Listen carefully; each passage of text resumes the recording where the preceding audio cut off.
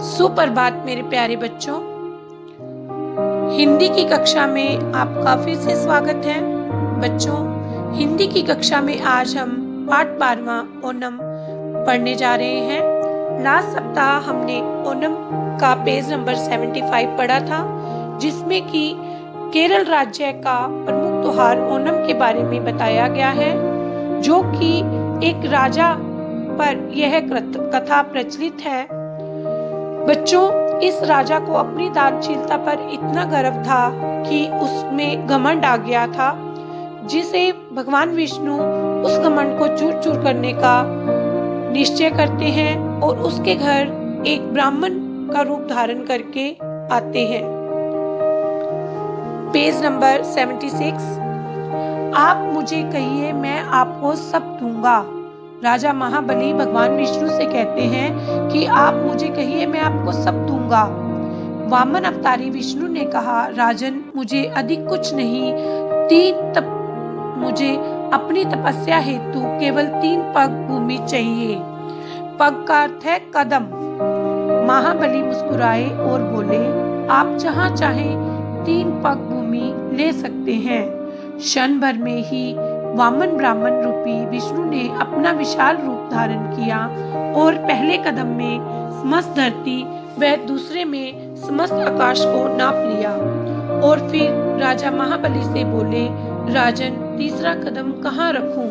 तो महाबली ने हाथ जोड़कर अपना सिर उनके आगे झुका दिया। जो ही वामन वेशधारी विष्णु ने अपना पैर महाबली के सिर पर रखा, महाबली पाताल लोक में पहुंच गए।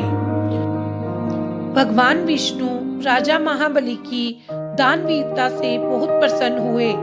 उन्होंने महाबली से वरदान मांगने के लिए कहा। महाबली ने वर्ष में एक बार अपनी प्रजा से मिलने का वरदान मांगा। कहा जाता है कि तभी से महाबली प्रतिवर्ष प्रजा से मिलने आते हैं और उनके आने की खुशी में केरल वासी ओणम का त्योहार मनाते हैं। ओणम का त्योहार भी लगभग दीपावली के त्योहार के समान ही मनाया जाता है। यह त्योहार 5 दिन तक चलता है। दूसरा दिन त्योहार का सबसे महत्वपूर्ण दिन होता है। इसे तिरुओणम कहा जाता है।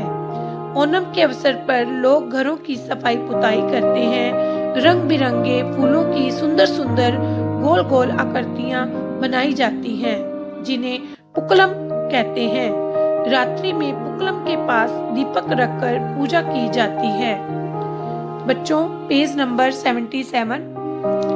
इस अवसर पर विभिन्न प्रकार के खेलों और सांस्कृतिक कार्यक्रम का आयोजन भी किया जाता है।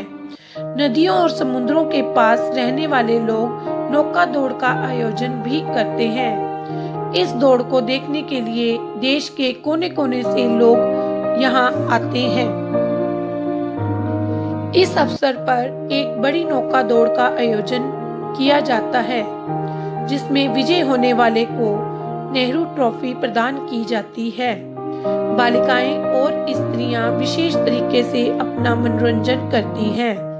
वे ताली बजाते हुए नृत्य करती हैं, जिसे कई को टिकली नृत्य कहा जाता है। इन नृत्य में भी वीर नर नारियों की वीर गाथाओं का प्रदर्शन करती हैं। ओणम के अवसर पर केरल की राजधानी तिरुवनंतपुरम की सुंदरता देखते ही बनती है।